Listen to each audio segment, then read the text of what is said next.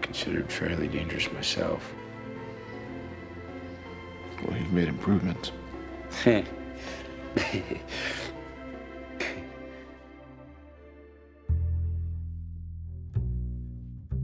Side characters are usually more interesting than the hero. The hero is forced to play their role, but a side character can just be anything. They come in all shapes, motivations, and personalities. It's in these layers that they give a story its depth and complexity. While the main character is busy driving the plot forward, the side character is the spice of the story. It makes it that much more interesting. So for me, it's not surprising that when I start reading a new story, or I watch a movie or series, I find myself enjoying the scenes with side characters more than I enjoy watching the poster child of that story. I also understand that when a hero is bland and boring, it's easier for the reader to put themselves in that character's shoes and transpose their own personality through said character. The only time this doesn't really work is in standalone stories. With standalone stories, from beginning to end, a personality with your hero is a great idea, because you're not going to take this character any further once that story comes to an end.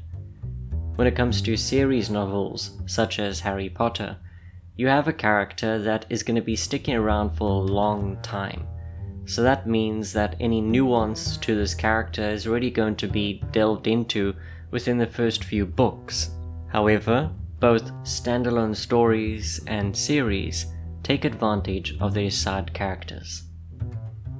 When I enjoy these stories, I can't help but look at them as a writer would, and notice the different techniques that the creator used in order to tell their story. The hero often has a singular goal or defining arc that shapes the entire story, and this can make them feel a bit predictable. Because the character comes off as so ordinary and predictable, it's difficult to see what they're good at and what they're bad at. That's why side characters are so useful. They emphasize the hero's shortcomings. By interacting with each other, the hero's weaknesses can get exposed.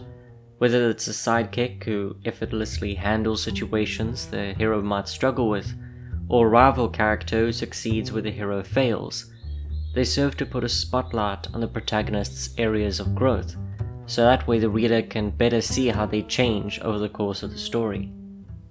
A great example of this would be Samwise Gamgee from Lord of the Rings, one of the most popular side characters ever talked about, and certainly one that I've mentioned a few times on this channel as well.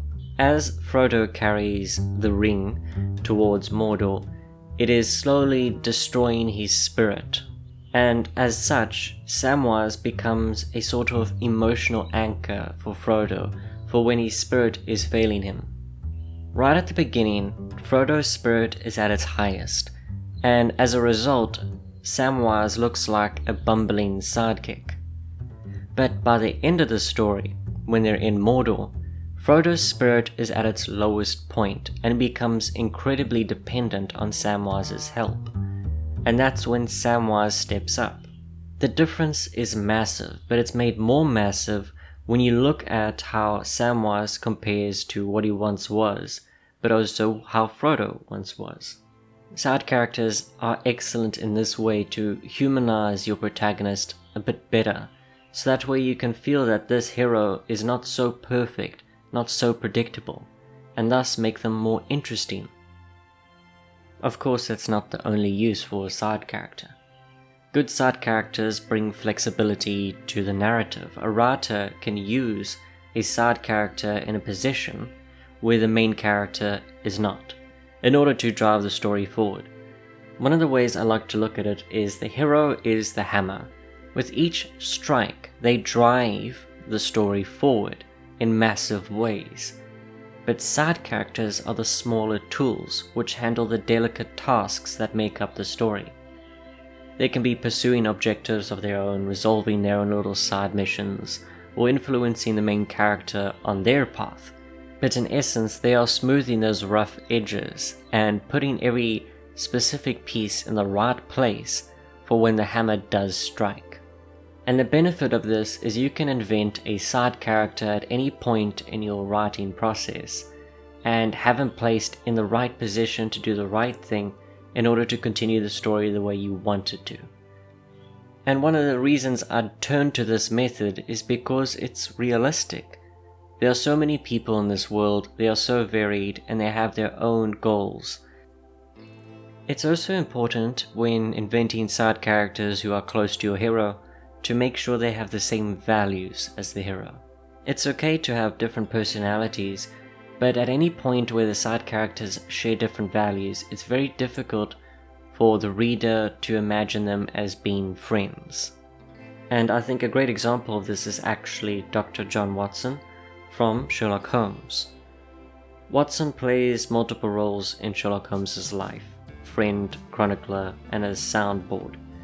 Sherlock is the genius detective, but he's aloof, socially awkward, and sometimes has a very cold demeanor that makes him seem distant.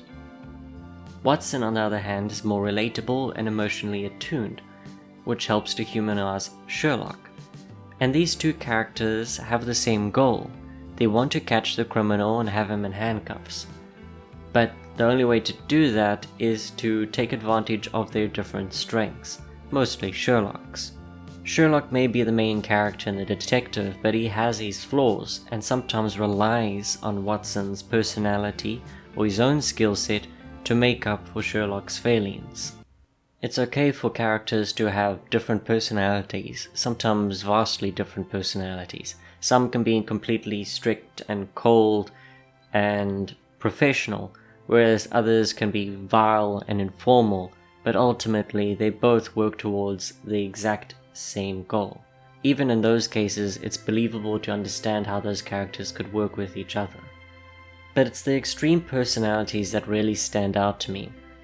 And I think one of the most fun examples of a side character stealing a show is one that I found out recently. I was looking into the Pirates of the Caribbean movies, and I saw that previously, in the initial plans and script, that Jack Sparrow, a character which we know to be the central character in the Pirates of the Caribbean movies, was meant to be a side character in the first movie. The focus was to be on the hero, William Turner, and of course Elizabeth Swann being the damsel in distress. It all fit well together. But the personality that Johnny Depp brought to the character of Jack Sparrow just made him so much more compelling and interesting, and that entertainment value immediately created a character that stole the show. And ever since then, it was a series of movies that was centered around Jack Sparrow, and not anything else. Because his personality was so strong, he would, in almost every circumstance, upstage anyone else. Not merely because he was a fantastic actor, especially when being eccentric, but because the character itself is so compelling. Us, as readers, are not bound to the hero. With a side character that could be quirky, weird, flawed, or downright chaotic in ways the main character can't, it's very easy for us to latch onto that side character and enjoy them more than we enjoy the main character's antics. Their unpredictability brings excitement, their mystery makes it that much more interesting, and that's certainly a fitting description of the character of Jack Sparrow. I think I've been surprised by side characters more times than I can count, but the times that a main character really stood out and surprised me in a story, I could count on one hand.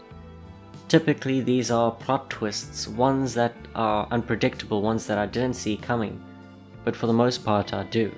Either because the genre just makes it pretty clear, or it was very obvious in the subtle details of the writing leading up to that reveal.